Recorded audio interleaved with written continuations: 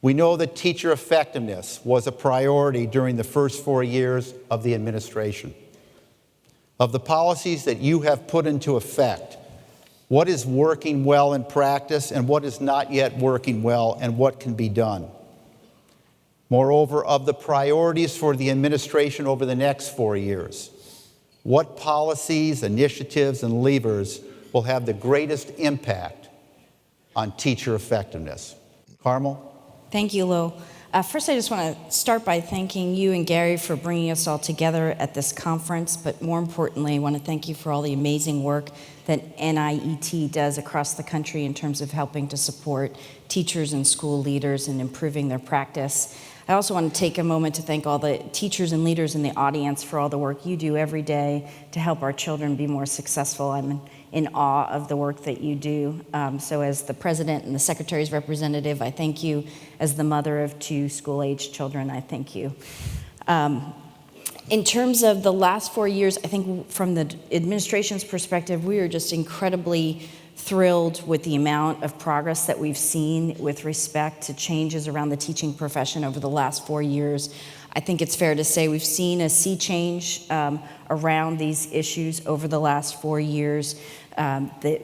We have over 40 states adopting new higher college and career-ready standards. We have over 30 states implementing on a statewide basis new, much more sophisticated systems for evaluating teachers and leaders in schools. We've eliminated laws that existed that prohibited schools from connecting their teachers to their student outcomes, which existed before we came into office. We see states across the country revamping their teacher preparation, their pipelines to the education profession. Just recently, the chief state school officers came together around a set of really terrific principles for improving teacher preparation and licensure at the state level. So we've been really impressed and pleased with the level of progress, particularly as it relates to changes at the state policymaking level. We've really happy about the work that's being done through our Race to the Top program. We've been grateful with respect to the work we've been able to do with chiefs around the ESEA Flexibility Initiative in terms of carrying forward new reforms around the teacher and leader space. I think as we go into our second term, the things that we're looking to focus on are 2 that I would mention here.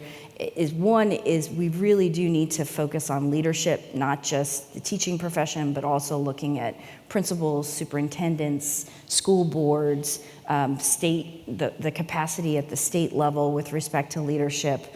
But a lot of the reforms that we're looking to put in place in terms of teacher evaluation systems, career advancement systems, differential compensation systems, they won't work if we don't have strong leaders at the school level and at every level of the education system. So I think that's something going into the second term that we're very focused on. The second is that a lot of the work done during our first term was done in connection with establishing new ways of evaluating teachers, because we felt that that was a tool that was necessary for so many of the other important components of ensuring that the teaching profession is just that, a profession. So as we move into the second term, I think we're very focused on how those evaluation systems could be used to effectively improve practice. So yes, we have promoted the use of teacher evaluation systems to develop differential compensation systems, but we think the real power in those evaluation systems is around our ability to identify the needs of teachers with respect to how their students are doing, so we can have professional development targeted at teacher needs. We can also use those systems to identify teacher leaders who can help become instructional leaders in their schools. Many of the things that the TAP model has been doing for over a decade, and we're just not possible to do without effective evaluation systems in place.